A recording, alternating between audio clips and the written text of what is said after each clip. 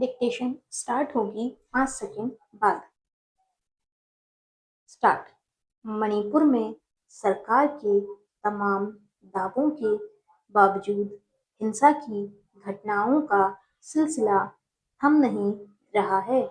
सामुदायिक संघर्ष, उग्रवादी संगठनों की बढ़ती सक्रियता और सुरक्षा बलों की उदासीनता से राज्य में कानून व्यवस्था फिर से पटरी से उतरती प्रतीत हो रही है। ऐसे में शांति कायम करने की दिशा में राजनीतिक इच्छाशक्ति, गंभीरता और संवेदनशीलता का अभाव भी साफ नजर आता है।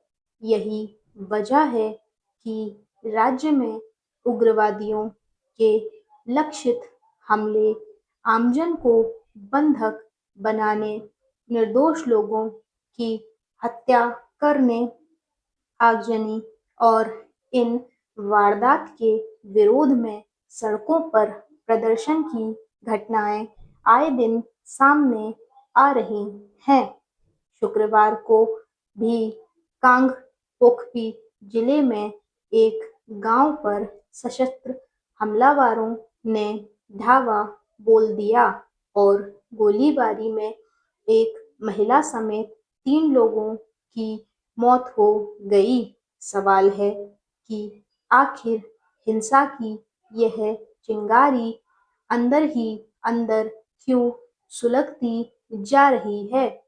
दरअसल यह सिर्फ कानून व्यवस्था की ही समस्या नहीं है, बल्कि आम लोगों में पनप रहा अविश्वास और असुरक्षा की भावना भी इसकी बड़ी वजह है। प्रधानमंत्री ने अपनी आर्थिक सलाहकार परिषद के सदस्यों के साथ बैठक कर मौजूदा आर्थिक समस्याओं से निपटने पर जो मंथन किया वह समय की मांग था। विश्व स्तर पर जारी उथल-पुथल और विशेष रूप से पश्चिम एशिया संकट ने अन्य देशों के साथ-साथ भारत की अर्थव्यवस्था के सामने भी चुनौतियां खड़ी कर दी हैं। सबसे बड़ी चुनौती खाड़ी के देशों से तेल एवं गैस की आपूर्ति में बाधा के कारण खड़ी हुई है। अमेरिका और ईरान के बीच युद्ध विराम के बावजूद हालात सामान्य होने के कोई आसार नहीं दिखते। हालात तब तक सामान्य होने वाले नहीं हैं जब तक हरमुज समुद्री मार्ग बाधित रहता है। अमेरिका तमाम प्रयत्नों के बावजूद ईरान पर ऐसा दबाव नहीं डाल पा रहा है जिससे यह जलमार्ग जहाजों के सुरक्षित आवागमन के लिए खुल सके। चूंकि युद्ध विराम के बाद भी अमेरिका और ईरान एक दूसरे के ठिकानों को निशाना बनाते रहते हैं, इसलिए तेल एवं गैस के दाम कम होने का नाम नहीं ले रहे हैं। यह ठीक है कि पश्चिम एशिया संकट ने अर्थव्यवस्था के समक्ष जो कठिनाइयां पैदा की हैं, उन्हें दूर करने के लिए अनेक उपाय किए गए हैं, लेकिन अभी उन्हें पर्याप्त नहीं कहा जा सकता।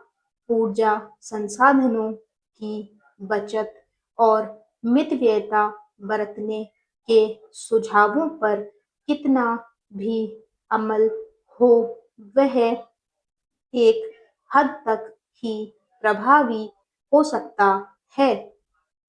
कोई हादसा एक मामूली कोताही का नतीजा हो सकता है, लेकिन अगर वह गलती बनी रहती है या उससे सबक लेकर भविष्य में सावधानी बरतने और बचाव के जरूरी इंतजाम नहीं किए जाते हैं तो उन्हें आपराधिक लापरवाही से कम नहीं माना जा सकता।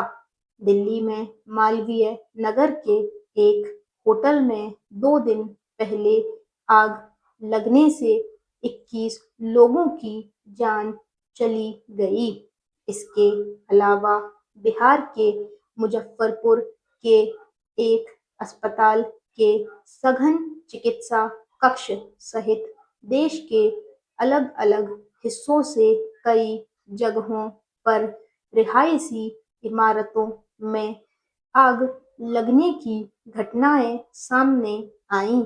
जहां तक मालवीय नगर की घटना का सवाल है, तो यह संभव है कि वहां अचानक लगी आग पूरी इमारत में फैल गई, मगर इतने लोगों के मारे जाने के बाद अब जो तथ्य उजागर हो रहे हैं, उससे यही साबित होता है कि इस हादसे की समूची भूमिका पहले से तैयार थी और इसमें इमारत के मालिक से लेकर सरकार के संबंधित महकमों के अधिकारियों की भी जिम्मेदारी